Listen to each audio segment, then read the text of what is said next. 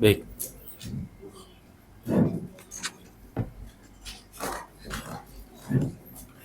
Assalamualaikum warahmatullahi wabarakatuh. Alhamdulillahi wa kafa, wassalatu wassalamu ala nabiyil mustafa wa ala alihi wa sahbihi ahli sidqi wal wafa.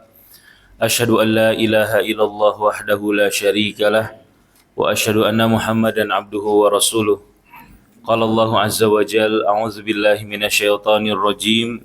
Ya ayyuhalladzina amanu taqullaha haqqa tuqatih wa la tamutunna illa wa antum muslimun.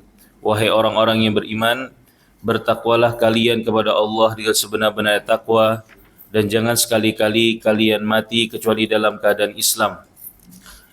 Hadirin dan hadirat a'azzakumullah, pertama-tama marilah kita panjatkan puja dan puji syukur kita kehadirat Allah Azza wa Jalla atas limpahan rahmat dan karunia-Nya kepada kita bersama. Salawat dan salam marilah kita curahkan kepada junjungan kita, suri teladan kita, Nabi kita tercinta Muhammad sallallahu alaihi wasallam, beserta kepada seluruh keluarganya, seluruh sahabatnya dan umatnya. Ikhwas sekalian, segala puji bagi Allah, kita kembali bisa berkumpul bersama di Masjid Ulul Albab yang kita cintai ini dalam rangka untuk kembali berupaya menambah keilmuan kita dan ketakwaan kita kepada Allah Azza wa Jalla dengan cara bermajelis ilmu. Maka tak bosan saya ingatkan diri saya pribadi dan teman-teman sekalian, marilah kita kembali meluruskan niat kita, mengikhlaskan hati kita, dan meminta kepada Allah selalu dengan ketulusan hati kita akan ilmu yang bermanfaat, ilmu yang dengannya bertambah rasa takut kita kepada Allah, ilmu yang dengannya semakin mudah langkah kaki kita menuju keridhaan Allah Azza wa Jalla berupa surga, sebagaimana sabda Rasulullah sallallahu alaihi wasallam, "Man salaka tariqan yaltamisu fihi ilman, sahalallahu lahu bihi tariqan ilal jannah." Barang siapa yang meniti sebuah jalan dan tidak ada motif atau maksud di baliknya kecuali hanya untuk ilmu, niscaya Allah akan permudah jalannya menuju surga. Dan semoga dengan keikhlasan kita dan ilmu yang bermanfaat yang Allah karuniakan kepada kita, Allah senantiasa menjaga kita dari segala bentuk fitnah-fitnah yang ada di zaman kita sekarang ini, sehingga kita bisa mengakhiri hidup kita dalam keadaan yang baik, dalam keadaan husnul khatimah. Baik teman-teman sekalian, kita akan melanjutkan pembahasan sebagaimana biasa dari kitab Adabul Mufrad ya, karya Al-Imam Al-Bukhari rahimahullahu taala, kitab yang berisi hadyun Nabi SAW, petunjuk-petunjuk Rasulullah SAW dalam rangka bagaimana seorang muslim membentuk karakter dirinya, ya, mengetahui segala khisalul khair ya, tentang bagaimana karakter yang baik, tentang bagaimana amalan-amalan ya, amalan-amalan yang sepatutnya diprioritaskan dan dikerjakan oleh setiap muslim. Karena ikhwas sekalian, saya ingatkan diri saya pribadi dan teman-teman sekalian, bahwasanya setiap jengkal waktu kehidupan yang Allah berikan kepada kita itu pasti akan diminta pertanggungjawabannya. Ya, akan diminta pertanggungjawabannya. Sebagaimana sabda Rasulullah sallallahu alaihi wasallam, "La tazulu qadama 'abdin min 'indi rabbih yaumal qiyamati hatta yus'al an arba'." Ya, tidak akan bergeser kaki seorang hamba dari hadapan Rabb-nya di hari kiamat nanti sampai ditanya tentang 4 hal. Dan pertama kali yang akan ditanya adalah an umrihi fima afnah, tentang usianya kemana dia habiskan. Dan dengan kita mengetahui bagaimana karakter seorang muslim yang baik, ya, sehingga kemudian kita semakin memahami ya tentang amalan-amalan apa yang paling harus kita prioritaskan, ya, tentang siapa yang harus kita berikan kebaikan. Tentunya ini kan harus ada ilmu di baliknya. Ya, dengan kita mengetahui keilmuan dengan baik, dengan kita membentuk karakter kita sebagai hamba Allah yang baik, maka perjalanan kita meniti kehidupan ya, dan kemudian dengan sendirinya pertanggungjawaban kita nanti di hadapan Allah Azza wa Jalla akan semakin mudah. Ya, kualitas kita sebagai hamba Allah Azza wa Jalla, semakin kita mengetahui bagaimana seharusnya karakter seorang muslim, ya, maka itu akan akan banyak membantu kita dan akan membawa ke banyak sekali maslahat-maslahat. Ya, kita bisa melihat teman-teman sekalian di zaman sekarang banyak sekali ya dekadensi moral. Ya, banyak orang yang sudah tidak lagi peduli dengan agamanya, banyak orang yang kemudian tidak berhias, muslim dan muslimah tapi tidak berhias dengan dengan akhlak Islam, dengan karakter seorang muslim dan muslimah. Ya tentunya tidak ada yang merasakan kerugiannya nanti kecuali dirinya sendiri. Ya, ketika kita mampu mengaplikasikan, merealisasikan bagaimana akhlaknya Rasulullah SAW, ya, bagaimana akhlak seorang muslim, maka dengan sendirinya kemaslahatan itu akan menghampiri kita. Ya, baik dalam urusan dunia, apalagi nanti di mana, di akhirat kelak. Ya, kita lanjutkan teman-teman sekalian, kita baca dulu hadisnya. Terakhir kita sampai kepada hadis ke 208 ya dari kitab Adabul Mufrad ya di dalam cetakan saya ini. Saya bacakan dulu di antara hadisnya. Innallaha ta'ala qasama bainakum akhlaqakum.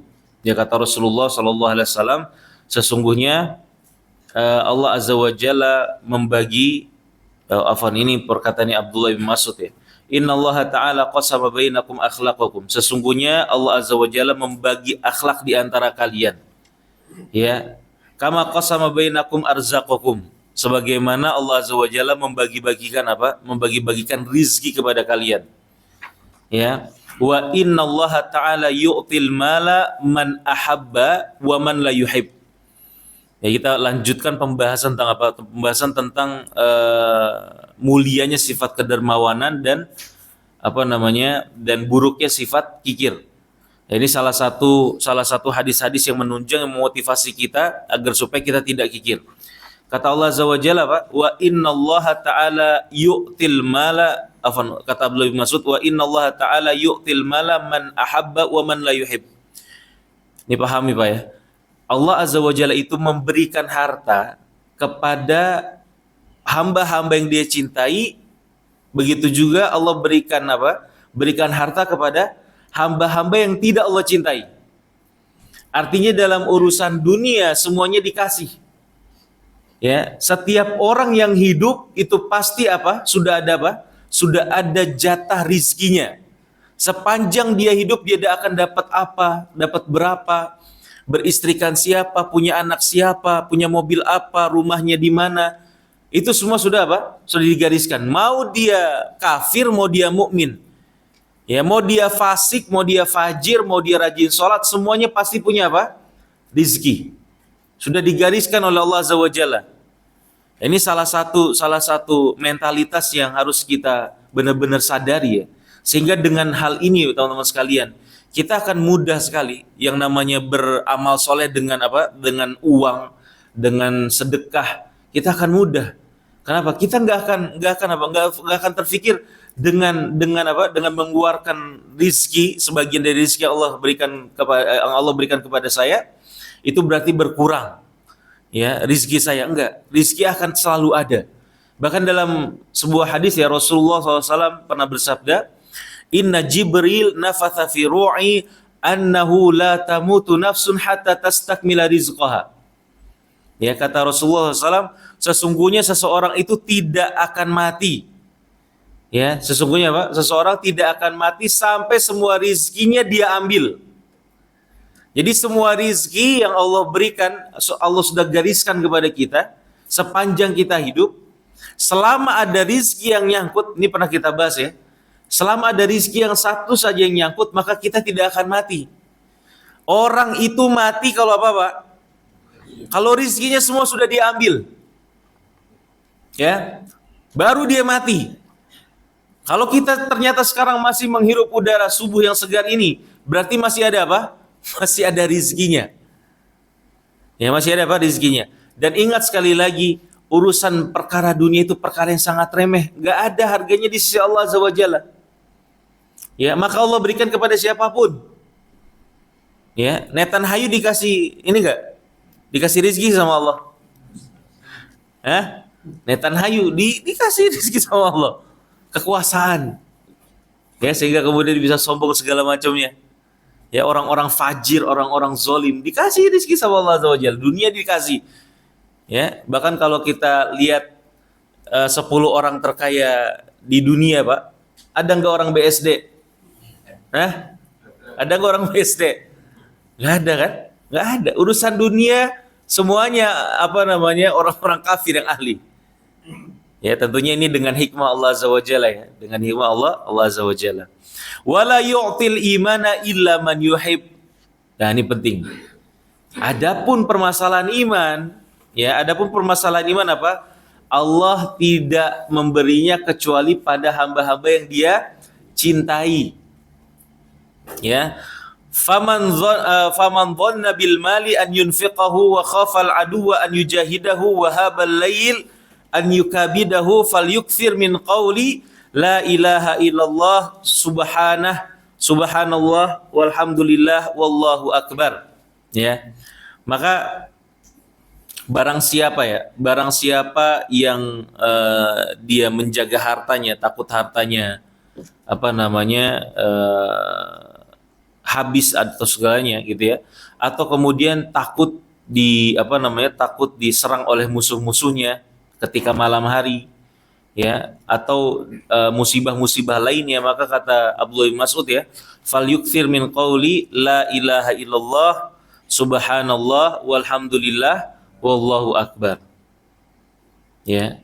Jadi ikhwas sekalian, ini satu perkara penting lagi ya, di mana di dalam athar ini disebutkan bahwa yang namanya harta, yang namanya rizki itu sudah ditentukan oleh Allah Azza wa Jalla. Bahkan dalam hadis yang masyhur yang sering kita sebutkan juga ya, dari Abdullah bin Mas'ud radhiyallahu taala anhu, Rasulullah SAW bersabda, wa huwa shadiqul masduq.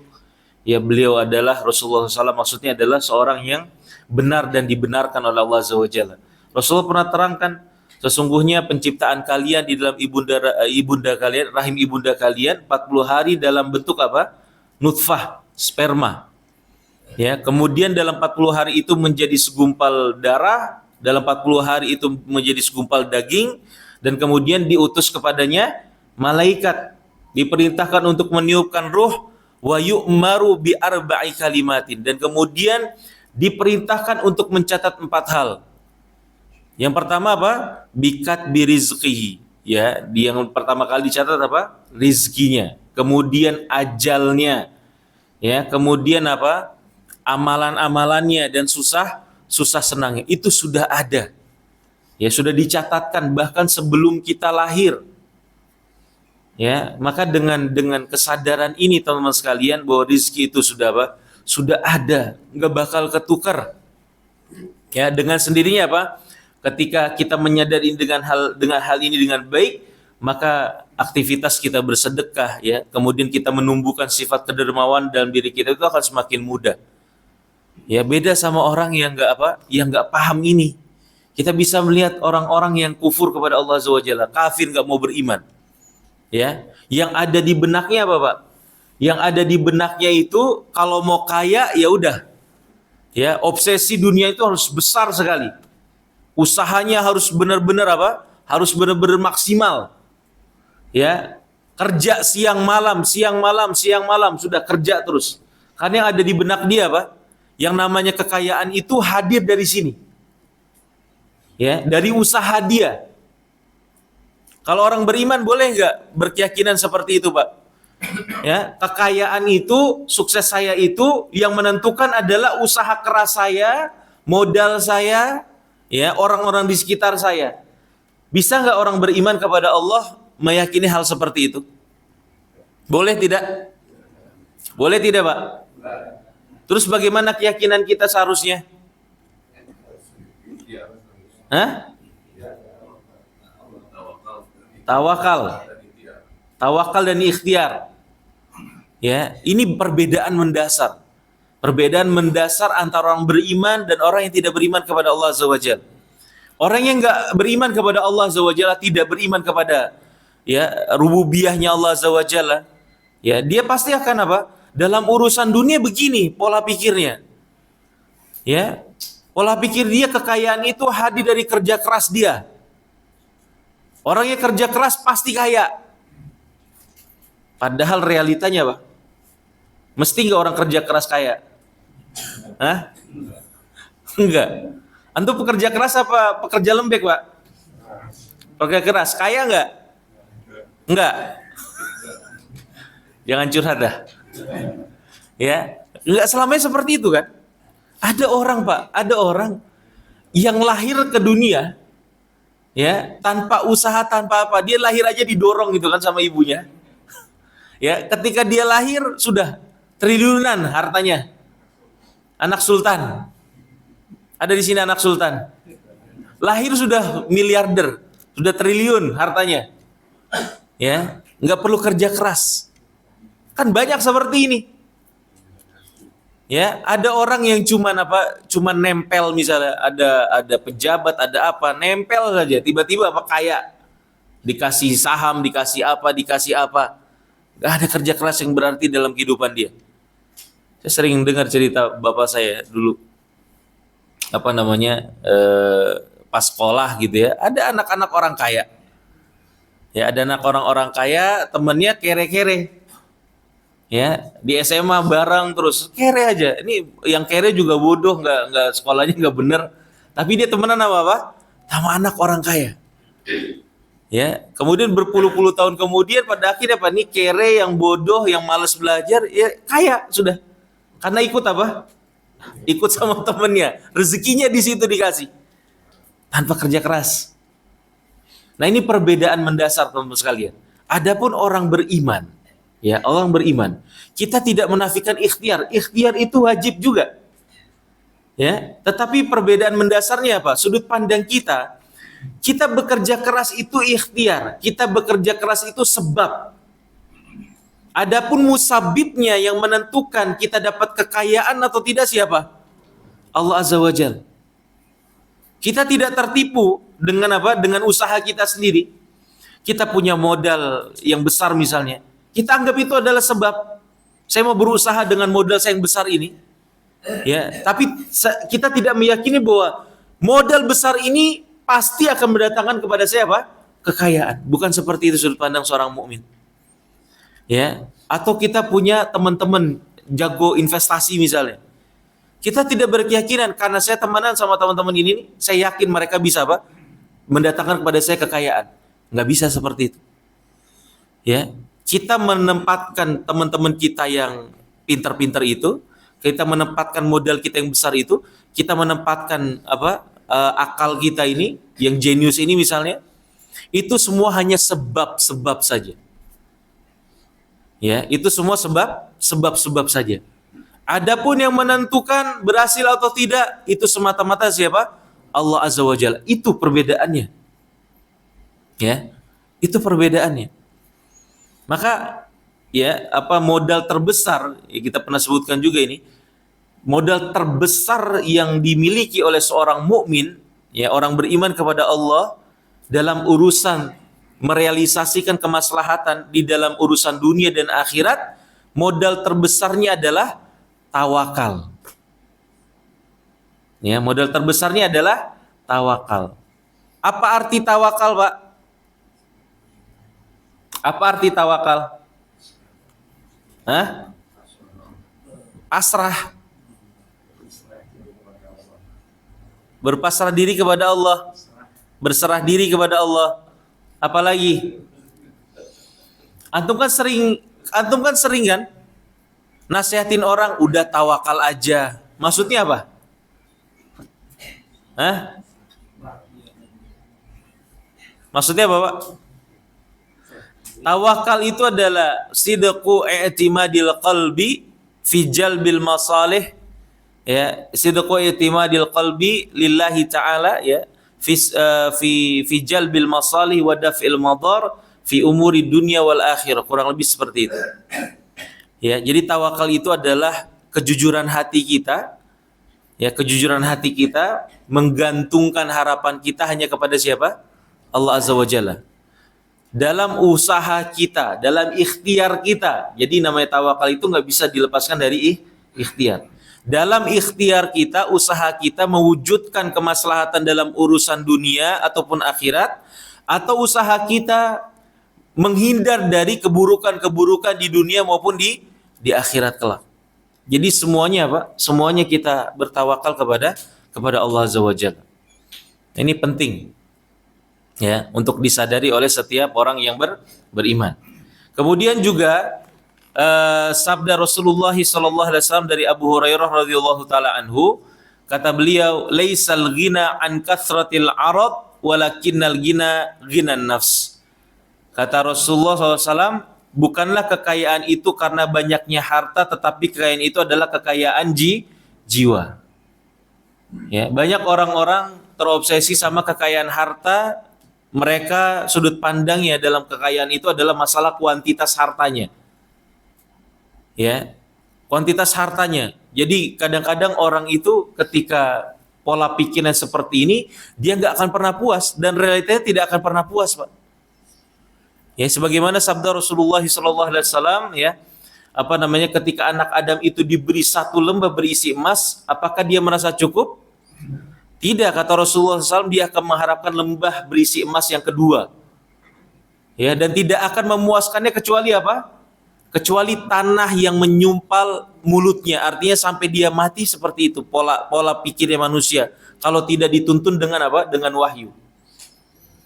Ya. Jadi bayangkan teman-teman sekalian, orang yang obsesinya dunia terus, konsekuensi nyatanya apa? Konsekuensi nyatanya dia akan dikuasai oleh dunianya. Dia akan diperbudak oleh dunianya.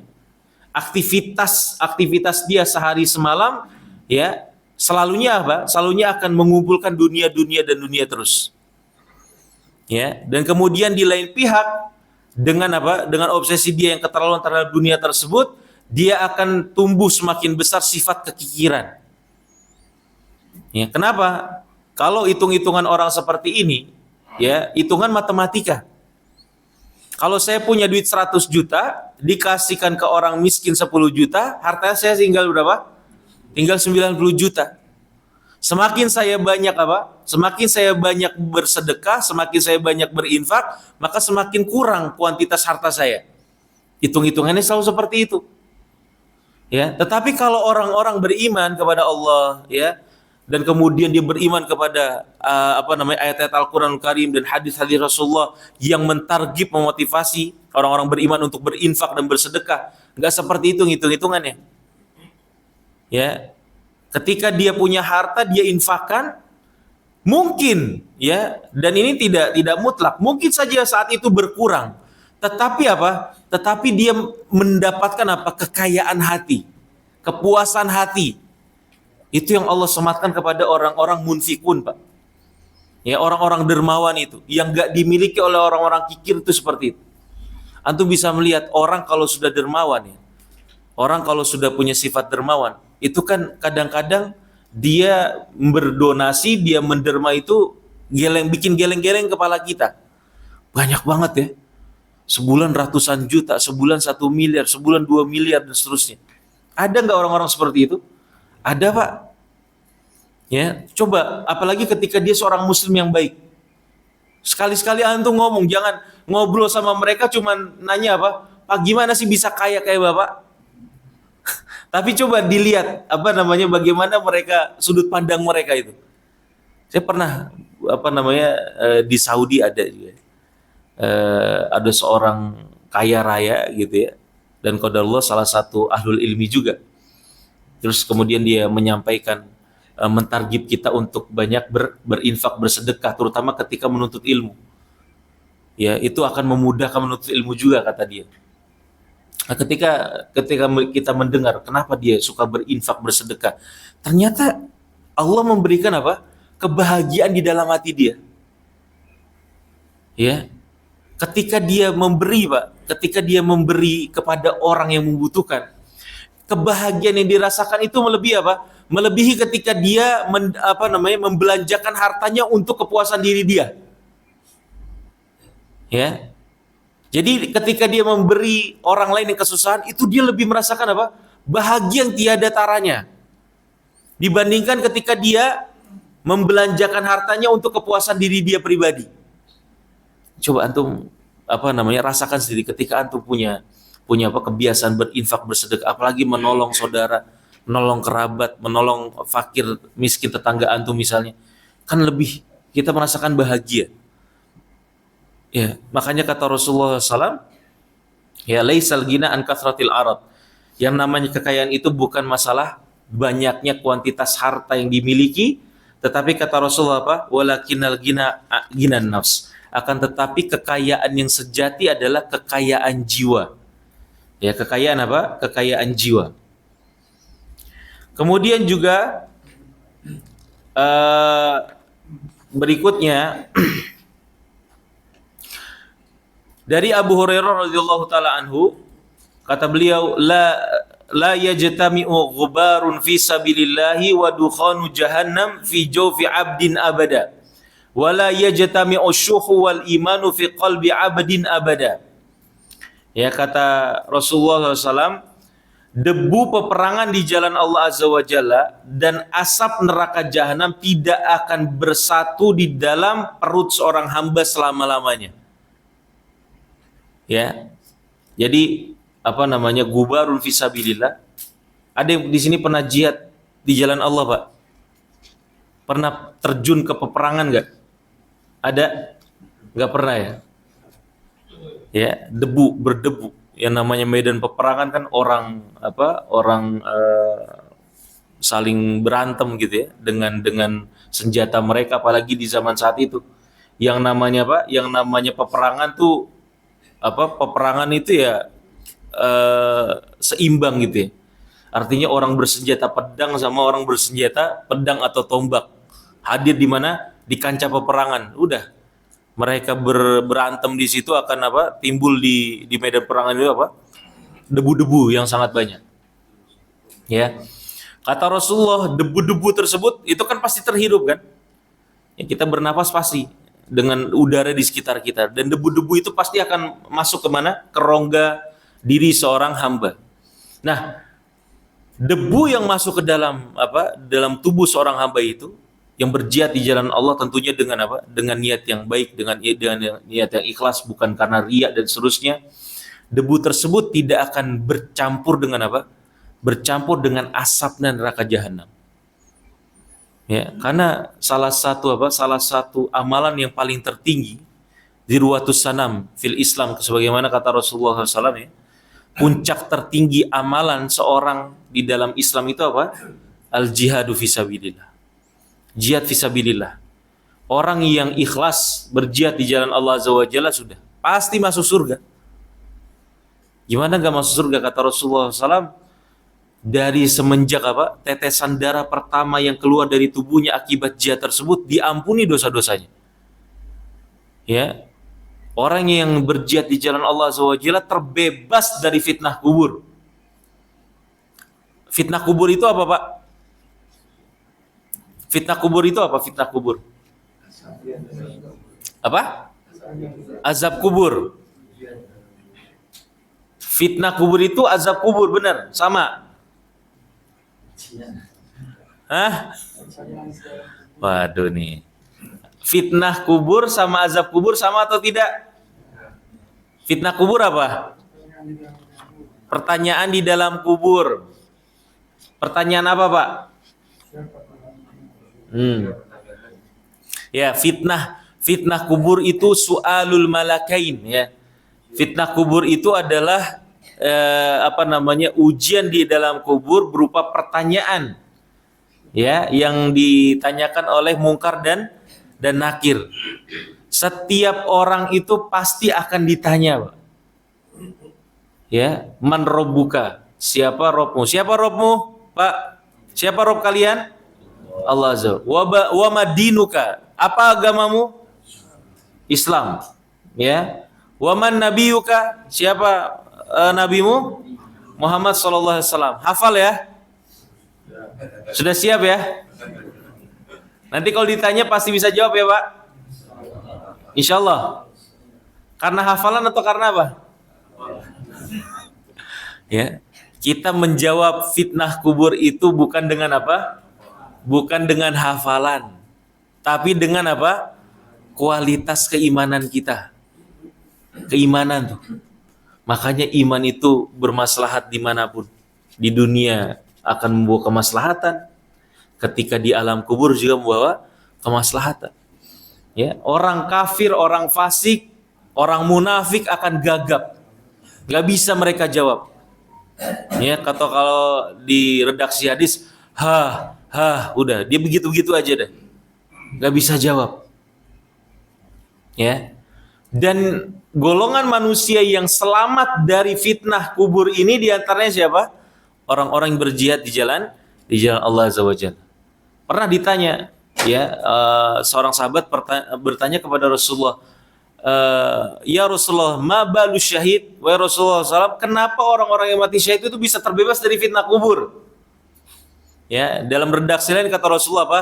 Cukuplah kilatan pedang di atas kepala mereka sebagai fitnah buat mereka di dunia. Ya, yang namanya perang itu kan mengerikan. Ya, apalagi zaman dahulu perang konvensional, ya, dentuman pedang, beradu itu mengerikan. Ya, dan itu cukup mengganti buat apa? Buat fitnah kubur, perjuangan mereka di kancah peperangan tersebut. Ya, jadi semuanya pasti, Pak. Nggak ada yang terkecuali, pasti akan ditanya kecuali orang-orang mati syahid. Ya.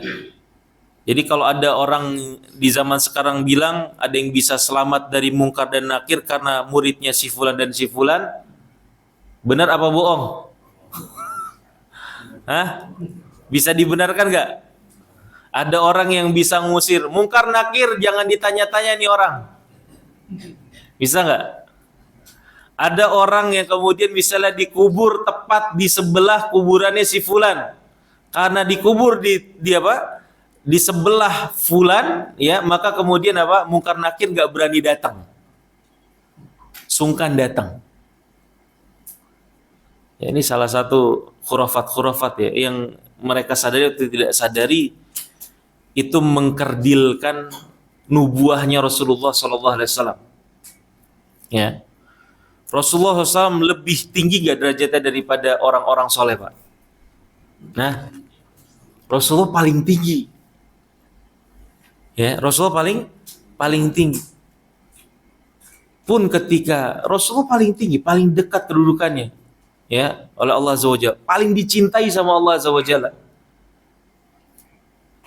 Dan tidak ada orang yang sampai kepada derajat kecintaan Allah Azza wa Jalla kecuali apa? Dua orang. Khullah, derajat khullah. Khalilullah, Khalilur Rahman itu cuma dua. Siapa aja? Nabiullah Ibrahim alaihissalam dan Nabi Muhammad SAW. Pun, Pak, orang sedahsyat ini derajatnya di sisi Allah Azza wa Jalla. Rasulullah SAW pernah kemudian beliau menjalani atau ikut dalam prosesi pemakaman salah seorang sahabat yang wafat di zaman beliau. Rasulullah SAW kemudian ikut, ya, dalam prosesi pemandiannya, menyolatkannya, bahkan menguburkannya. Ketika selesai dikubur, Rasulullah SAW kemudian berdiri di sisi kuburan sahabat tersebut dan kemudian berkata kepada para sahabatnya. Apa kata Rasulullah saat itu? Ya, istaghfiru li akhikum was'alu lahu tsabat fa innahu al-ana yus'al. Rasulullah bilang apa? Wahai orang-orang beriman, wahai para sahabatku, kata Rasulullah, beristighfarlah untuk siapa? Untuk sahabat kalian ini. Was'alu lahu tsabat, dan mintakanlah kepada Allah agar dia diberikan apa? As-sabat. As-sabat itu adalah ketetapan hati. Kenapa Rasulullah bilang seperti itu? Kata Rasulullah, fa innahul ana yus'al. Karena sesungguhnya dia sekarang sedang ditanya, kena fitnah. Rasulullah aja nggak pernah bilang apa? Mungkar nakir gak usah ditanya, ini sahabat saya. Ya, banyak, Pak. Sebenarnya sejatinya ya, kisah-kisah yang berseliweran, khurafat yang berseliweran di jagat media sosial. Yang menyayat hati itu salah satunya apa? Seolah-olah nubuah Rasulullah SAW itu menjadi kecil. Ya, lebih besar apa? Lebih besar mereka nih, orang-orang yang dikatakan wali-wali. Ya, Rasulullah sepanjang hidupnya Mi'raj berapa kali? Hah? Berapa kali, Pak, Mi'raj? Sekali. Ada orang ngaku 70 kali, Pak. 70 kali apa?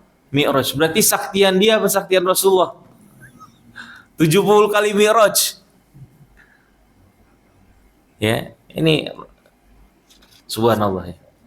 Nah, ikhwas kalian, sini saya tambahkan ya. Kenapa Islam mengapresiasi kedermawanan, Pak? Ya.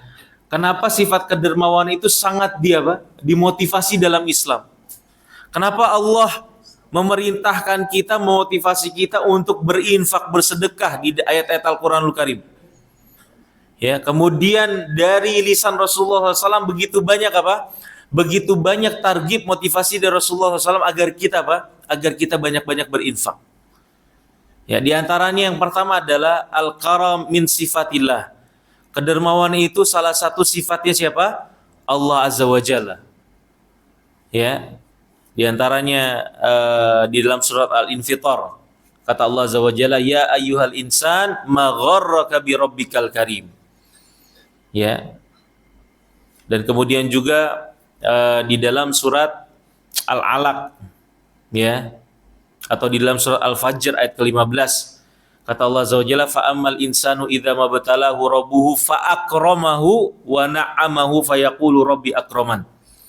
Adapun manusia ya, ketika diberi ujian, kenikmatan oleh Allah Azza wa Jalla, dimuliakan, ya Allah Azza wa Jalla mengasihinya, fa akramahu, mengasihinya, kemudian memberi nikmat kepada dia, maka manusia akan bilang Rabbi akraman, ya, bahwa Robku sudah berbuat baik kepadaku, berbuat kedermawanan terhadap diriku dan seterusnya. Banyak, ya. Jadi di antara kenapa Islam itu mentargib kita untuk menjadi orang-orang yang dermawan, karena sifat kedermawanan adalah salah satu sifatnya siapa? Allah Azza wa Jalla. Ya, sifatnya Allah Azza wa Jalla. Nah, kemudian yang kedua, ikhwas sekalian, bapak-bapak dan ibu sekalian, kenapa di dalam Islam itu sangat ditargib kedermawanan? Karena di dalam kedermawanan itu ada bentuk pengorbanan seorang hamba kepada Allah Azza wa Jalla, untuk Allah Azza wa Jalla. Ya kan? Kan kita ini sejatinya kalau orang-orang beriman, Pak, kita hidup itu untuk siapa? Untuk siapa? Untuk Allah Azza wa Jalla. Ya kan? Makanya dalam Al-Qur'an disebutkan qul inna salati wa nusuki wa mahyaya wa mamati lillahi rabbil alamin. Katakanlah Muhammad, sesungguhnya inna salati, salatku, wa nusuki, kemudian kurbanku, ya, wa mahyaya, dan kemudian kehidupanku, wa mamati, dan kematianku, lillahi rabbil alamin. Semata-mata untuk siapa? Untuk Allah Azza wa Jalla. Dan dibalik kita berinfak, dibalik di kita dermawan, mendermakan harta kita, itu ada ada bentuk pengorbanan untuk Allah Azza wa Jalla.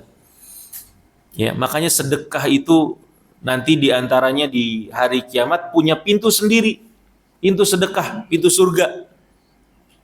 Ya, di antara fadilah-fadilah banyak daripada sedekah. Ya, Anas bin Malik radhiyallahu taala anhu, beliau pernah berkata, kana Abu Talha aktsar ansari bil Madinah malan wa kana ahabba amwalihi ilaihi Bayruha. Ya, Bayruha. Wa kanat mustaqbilatal masjidi.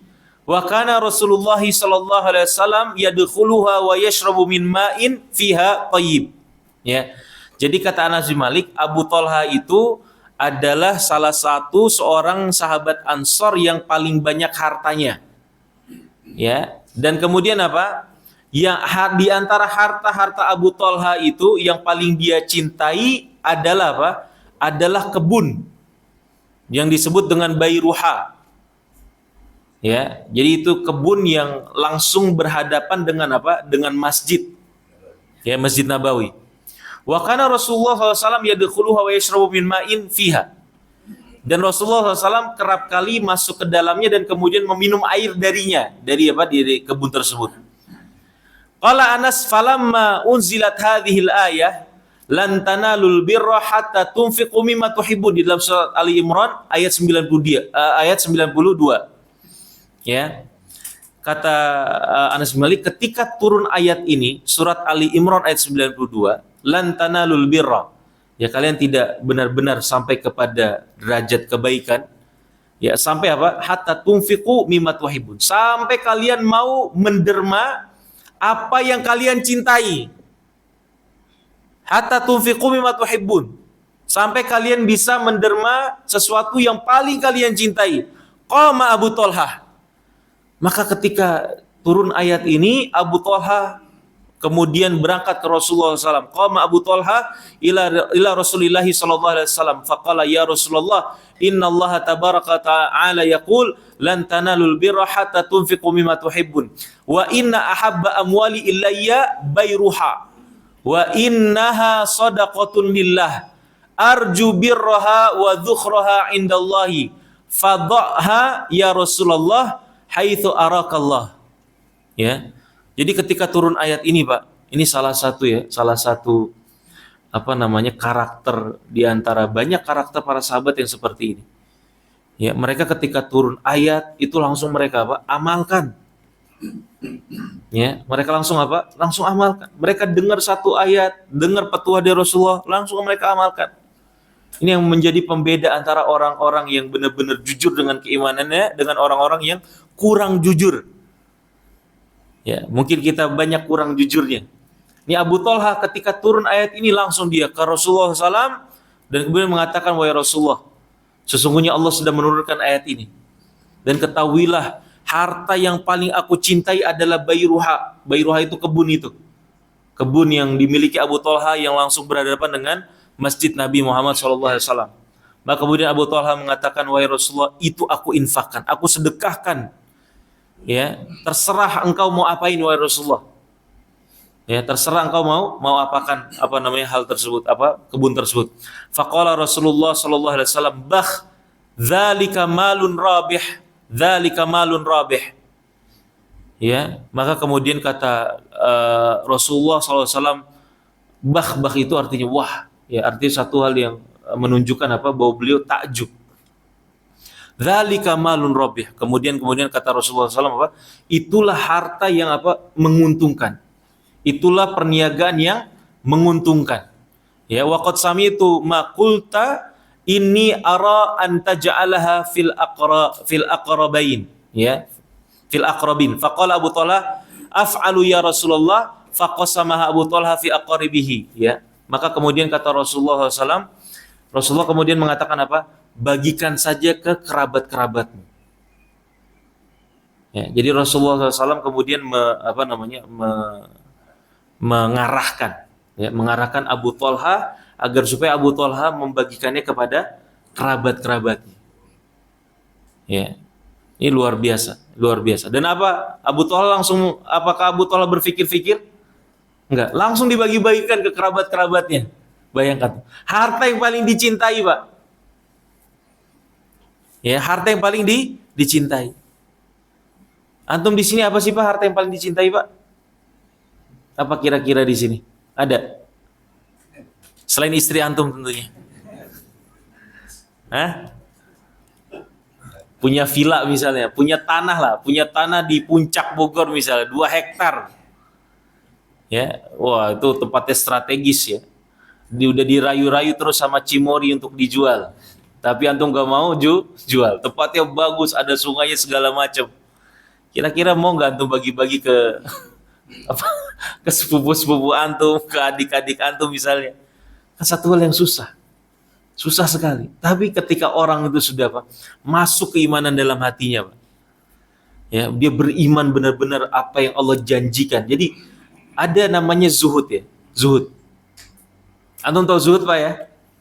Salah satu makna daripada zuhud kata para ulama adalah orang yang zuhud itu lebih yakin dengan apa yang di sisi Allah itu lebih baik. Jadi ketika dia berinfak, dia meyakini bahwa di balik dia mengeluarkan infak dia, janji Allah itu pasti lebih baik daripada apa yang dia keluarkan. Yang doakan dia ini dikit. Tapi janji Allah untuk mengganti infak dia lebih yakin itu akan lebih baik. Selalunya seperti itu. Jadi dia nggak segan-segan, dermawan, berinfak segala macam. Ya, terutama teman-teman sekalian di masa-masa seperti ini, banyak teman-teman kita yang kesulitan, banyak kaum muslimin yang kesusahan. Ya, mari realisasikan apa yang kita pelajari pada Adabul Mufrad ini, benar-benar kita realisasikan. Ya, kalau perlu kita punya target, Pak. Ya. Kita punya target, mungkin sepekan itu saya harus berinfak berapa. Atau dalam waktu jangka sebulan ini kita alokasikan dari awal. Dapat gaji misalnya, gaji antum berapa sih Pak? Rata-rata 200 apa 300 ribu? Misalnya 200-300 juta lah. Ya, kita alokasikan misalnya 10 juta. Ini 10 juta dalam waktu sebulan harus habis buat infak. Misalnya seperti itu. Ini 20 juta, 10% dari 200 juta misalnya. Harus habis buat berinfak. Ya. Jangan percaya sama omongan saya, tapi percayalah kepada apa? Kepada Allah Azza wa Jalla, percaya kepada Rasulullah SAW. Nggak ada ceritanya orang yang rajin menderma itu jatuh miskin, kesusahan hidupnya nggak ada. Ya, ini bukan janji siapa-siapa, ini janji Allah dan janji Rasulullah SAW kan seperti itu. Ya, tidak akan berkurang harta yang bersedekah, balianmu, bahkan dia akan berkembang. Ya, Allah jaga. Wa may yattaqillaha yaj'al lahu makhraja wa yarzuqhu min haitsu la yahtasib. Barang siapa yang bertakwa kepada Allah, maka Allah apa? Kasih jalan keluar. Dan barang siapa bertakwa kepada Allah, Allah akan kasih rizki dari arah yang tidak disangka-sangka. Ada aja. Ya, kita harus meyakini hal itu. Ya, kita harus meyakini hal itu. Dan kemudian yang ketiga, teman-teman sekalian, ya secepat ya, sifat kedermawan itu adalah sifatnya para nabi-nabi Allah Azza wa Jalla. Enggak ada. Ya, nabi-nabi Allah itu punya sifat medit. Medit itu apa medit? Bahasa mana medit itu, Pak? BSD. Bahasa Betawi ya. Medit itu di atas pelit ya. Medit banget itu udah luar biasa. Enggak ada nabi-nabi itu punya sifat apa? Kikir, enggak ada. Mereka dermawan. Mereka apapun yang mereka miliki kemudian dibutuhkan oleh umat, mereka akan berikan. Ya, apapun yang yang mereka punya. Demikian ya, ikhwas sekalian. Ya, nanti selanjutnya antum bisa cari-cari ya, bagaimana sifat kedermawannya para nabi-nabi Allah Azza wa Jalla. Sangat banyak sekali terhampar ya, dalam Al-Quran, di dalam hadis-hadis Rasulullah SAW. Sebelum ditutup ada pertanyaan, Pak? Ya, silakan. Silakan. Ya. Tadi disampaikan. Ya. Yang pertama tadi mengenai apapun yang kita dapat di dunia itu nanti akan ditanyakan. Ya. Itu pertama. Yang kedua tadi yang berkaitan dengan alam kubur. Ada pertanyaan tentang kubur yang tadi. Iya. Mohon penjelasannya dari dua ayat yang saya sampaikan tadi. Baik.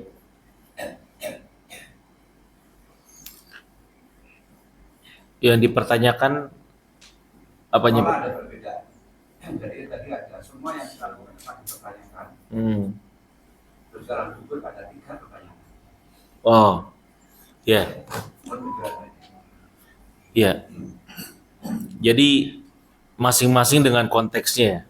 Adapun yang pertama kan sebagaimana Rasulullah SAW sampaikan bahwasanya nanti kita akan berdiri di depan Allah Azza wa Jalla dan kemudian akan dipertanyakan tentang segala hal. Artinya kata Rasulullah SAW ya, an umri fi ma'afna, tentang usia kita, kemana kita habiskan ya, wa an ilmihi fi ma fa'al, tentang ilmunya untuk apa dia gunakan ya, dan kemudian an malihi min aina iktasaba wa aina anfaqah, dan kemudian tentang hartanya, dari mana dia mendapatkannya dan untuk apa dia membelanjakannya atau mendermakannya, dan yang keempat wa an syababihi fi ma abla, tentang masa mudanya untuk apa dia habiskan ya.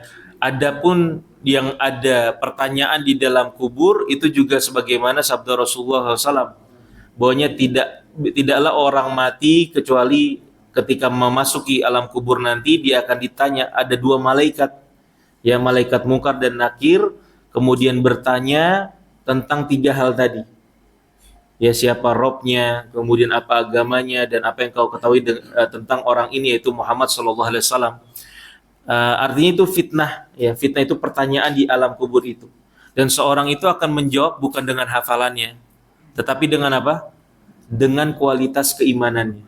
Makanya orang kafir, orang munafik tidak akan bisa menjawab hal tersebut. Ya. Dan dan bagaimana kita menjawab hal tersebut, ya, dan bagaimana kualitas jawaban kita itu akan menentukan, akan membawa kita apakah kita akan mendapatkan nikmat kubur ataupun azab kubur. Kalau orang nggak bisa jawab, sebagaimana orang munafik, orang-orang kafir, ya, itu sudah pasti dia nggak bisa jawab. Sebagaimana kata Rasulullah, disebutkan di sabda Rasulullah, dia nggak bisa jawab. Maka setelahnya apa? Dia akan ditemani dengan apa? Amal perbuatan yang buruk, ya, dan kemudian dia akan diperlihatkan tempatnya yang mengerikan di neraka jahanam. Itu siksa kubur buat mereka. Ya, adapun orang-orang beriman akan ditemani dengan amal-amalan yang baik, dengan apa? Dengan wujud yang baik, dan kemudian akan apa?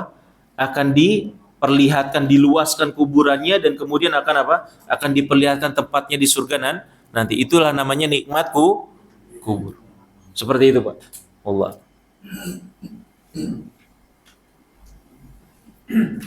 Ada lagi, Pak? Iya, silakan, Pak. Bagi yang sudah berjihad ya, Ya. dia nggak mati-mati Ustaz. Nah, di kisah Rasulullah itu ada yang masih jadi masyarakat juga Ustaz. Jadi dia berjihad baik harta maupun fisik nggak mati-mati. Baik yang sudah pernah bagaimana? Ya, qadarullah, Pak. Ya, takdir Allah Azza wa Jalla. Sebagaimana kalau tidak salah Khalid bin Walid. Ya. Khalid bin Walid, saya lupa redaksinya bagaimana. Pokoknya dia bersedih lah. Saya terjun ke medan peperangan gitu ya, berpuluh-puluh atau bahkan beratus-ratus medan peperangan. Kemudian pada akhirnya saya harus mati di atas ranjang, ya, mati di atas ranjang. Tentunya seorang itu ya ketika berjihad di jalan Allah Azza wa Jalla, ya, dia pasti akan mendapatkan fadilah-fadilah yang sangat banyak. Ya, fadilah-fadilah yang sangat banyak. Adapun orang itu mati di medan peperangan atau di atas ranjang kematian, ya, itu kan takdirnya Allah Azza wa Jalla. Sebagaimana kita kembalikan kepada hadis Rasulullah SAW, ya, bahwasanya Allah sudah menentukan rezeki kita. Ajal kita pun sudah ditentukan. Ya, tentunya orang yang sudah berjihad kemudian pada akhirnya mati di jalan Allah, dia tetap mendapatkan apa? Pahala daripada jihadnya. Ya, adapun ketika dia tidak ditakdirkan oleh Allah Azza wa Jalla kemudian mendapatkan syahadah mati di medan peperangan, itu tidak akan mengurangi pahala jihadnya, ya, dan kemudian ya terima, mau gimana lagi. Itu takdir Allah Azza wa Jalla buat dia. Harus mati dengan penyakit, harus mati di atas ranjang kematian gitu ya. Karena sakit tua, ya sudah, takdirnya seperti itu. Siapa ya? Kalau tidak Khalid bin Walid seperti itu. Ya. Khalid bin Walid. Ketika dimandikan kalau tidak salah, Khalid bin Walid itu, ya, kan matinya kan karena apa? Karena tua ya, karena sakit, bukan karena bukan karena sabetan pedang, bukan karena di medan perang, bukan. Tapi ketika dimandikan, Pak, ya, lukanya itu banyak sekali. Dan lukanya itu semuanya ada di bagian depan. Ya. Luka-lukanya Khalid bin Walid itu semuanya ada di mana? Di bagian depan. Artinya apa, Pak? Maju terus, pantang mundur. Ya, maju terus pantang mundur. Nggak pernah dia, nggak ada satupun yang belakang bersih. Ini luar biasa. Tapi yang namanya kematian itu siapa yang menentukan? Allah Azza wa Jalla. Orang seberani itu aja bagaimana matinya? Matinya bukan di medan peperangan. Ya kan? Begitu juga orang pengecut. Orang yang pengecut, apakah dia akan panjang usianya? Sudah pasti panjang usianya? Enggak. Ya, banyak orang pengecut ya mati-mati saja. Ya. Ya gitu, Pak, ya. Qadarullah. Takdir Allah Azza wa Jalla. Lagi, Pak? Silakan, Pak. Assalamualaikum warahmatullahi wabarakatuh. Ustaz, pertama berhubungan dengan dermawan, infak dan sedekah. Kalau kita mau infak sedekah, ini kan ada pihak, maksudnya pahalnya besar. kan dalam bentuk bahasa Jawa itu bibiah buha, artinya misalnya diberikan kepada anak miskin bentuknya makanan atau fokus kepada satu orang untuk meningkatkan ekonomi. Ini sisi pahala. Itu pertama. Yang kedua berhubungan dengan fitnah kubur. Setiap kaum itu mempunyai nabi. Alhamdulillah kita Nabi Muhammad. Pertanyaannya, untuk kaum yang lain, fitnah kuburnya itu apakah sama? Ya. Mungkin itu. Ya. Baik. Untuk yang pertama, masalah teknis ya, masalah teknis daripada infak dan sedekah itu kita kalau merujuk kepada dalil-dalil syar'i itu kan ada prioritas ya, orang-orang yang kita harus dahulukan. Ya, di antaranya yang paling pertama adalah zul aqarib ya, orang-orang yang memiliki hubungan kekerabatan dengan kita. Ya, itu salah satunya yang perlu kita perhatikan terlebih dahulu. Ini sebagaimana firman Allah Azza wa Jalla dan kemudian sabda-sabda Rasulullah SAW. Dan sebagaimana tadi ya Abu Talha ketika mau menginfakkan kebunnya yang dia sangat cintai, maka Rasulullah mengarahkannya untuk membagikannya kepada kerabat-kerabatnya. Jadi kita lihat dulu siapa kerabat-kerabat kita yang mungkin kesusahan. Ya banyak realitanya orang-orang itu entah kenapa ya, salah motivasi atau bagaimana, dia mendahulukan orang-orang fakir miskin gitu ya, tetapi yang punya kekerabatan dengan dia kesusahan, bahkan orang tuanya sendiri kesusahan, ya adik-adiknya sendiri kesusahan. Nah ini yang nggak boleh seperti ini. Ya, kalau antum banyak harta, maka yang didahulukan terlebih dahulu adalah kerabat kita. Lihat dulu kerabat kita. Ya, baru nanti kemudian setelah sudah terpenuhi semua, ya fakir miskin yang ada di sekitar kita, terutama tetangga-tetangga kita. Adapun masalah teknis apakah kita fokus kepada satu keluarga atau tidak, ya nanti pertimbangan saat itu ya. Artinya realita kan berubah-ubah. Ada mungkin antum lagi fokus pada satu keluarga ini, itu baik. Apalagi misalnya ada anak yatim. Ya, ada anak yatim yang antum fokus misalnya memberikan kafalah. Kafalah itu ngurusin dia. Ini ada anak yatim nih, bapaknya udah nggak ada, ibunya susah. Oh, saya mau kafal. Nih lebih dahsyat lagi kan.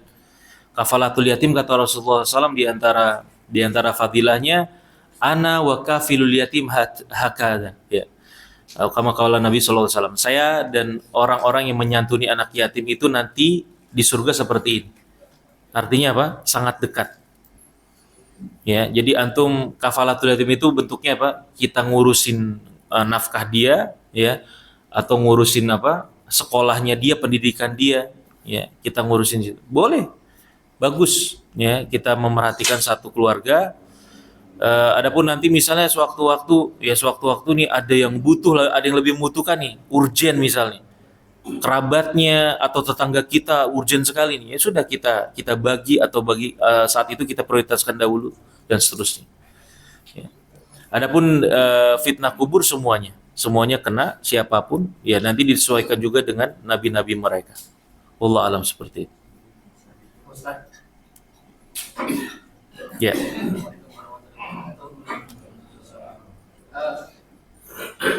Ini ada 3 indeks Pak Ustadz yang menarik. Saya baca ini tentang suatu indeks penduduk setiap negara Pak ya. Yeah. Indeks kejujuran, indeks kebahagiaan, dan indeks kedermawanan.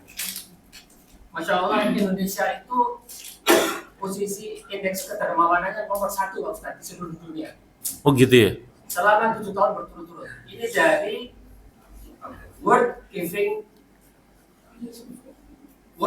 Index. Nomor 1 di seluruh dunia selama 7 tahun berturut-turut. Indeks kita 74 angkanya. Uni Emirat Arab cuma 54. Ya, kita nomor 1 untuk kebahagiaan. Kebahagiaan apa kedermawanan? Kedermawanan kita nomor 1.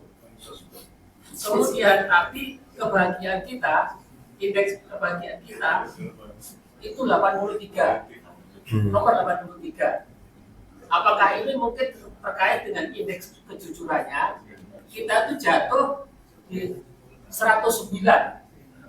Jadi kita ini harusnya kalau dermawan kan bahagia, paling bahagia. Tapi kita dermawannya nomor 1, tapi bahagianya nomor 83 karena kita jujurnya nomor 109. Ini ada nanti Bapak bisa cari saya baca indeks ada semua Pak, indeks kebahagiaan, indeks kedermawanan dan indeks kejujuran. Kita jatuh di indeks kejujuran. Apa karena kita tidak jujur? Ya mungkin Pak kedermawanannya nggak ikhlas. Ya karena politik. Tendensi-tendensi yang lain gitu kan. Jadi kan itu kan ya kita sensusnya itu berdasarkan apa kan nggak tahu. Tapi kalau masalah seperti ini ya kita kembalikan kepada dalil-dalil syar'i gitu ya. Mungkin saja banyak orang yang berdermawan tapi motivasinya bukan untuk Allah gitu ya. Karena memang tradisi kita seperti itu. Mungkin saja. Ya, mungkin saja.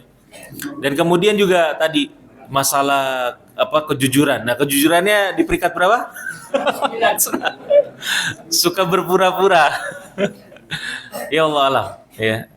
Intinya teman-teman sekalian, kita berlandaskan dari syar'i tadi ya, bahwasanya orang yang orang dermawan itu nggak akan ada ruginya ya. Orang dermawan itu akan Allah kasih kebahagiaan ya. Orang dermawan itu akan Allah kasih rizki, jalan keluar dan seterusnya. Kita yakini itu, dan orang dermawan juga pasti akan sampai kepada kebahagiaan. Ya. Ya, asal jujur ya. Ya asal jujur pastinya. Jangan pura-pura. Ya, jangan ngasih untuk untuk mendapatkan timbal balik. Ya ini yang nggak boleh. Ya. Allah alam seperti itu. Ini Pak Ustadz, sering kali kita hampir tiap hari kasih WA, Iya. bangan gitu. Nanti kita gimana menyikapi itu? Misalnya emang lagi nggak ada, memang kita nggak percaya sama yayasan itu atau apa. Tapi itu ada terus tiap hari WA semacam itu. Ada sekitar subuh, ada ini, ada itu. Iya. Jadi gimana kita menyikapi? Kita cuekin aja WA-nya, kita sumber. Ya mereka Allah alam ya. Kalau yang seperti itu kan mereka nggak benar-benar ngubungin antum, artinya mereka broadcast aja. Ya mereka broadcast gitu dan nunggu siapa yang bales. Ya udah diemin aja Pak. Ya nggak usah maki-maki juga gitu ya. Atau kalau emang antum terganggu, antum berhak aja ngeblok segala macam, boleh-boleh saja.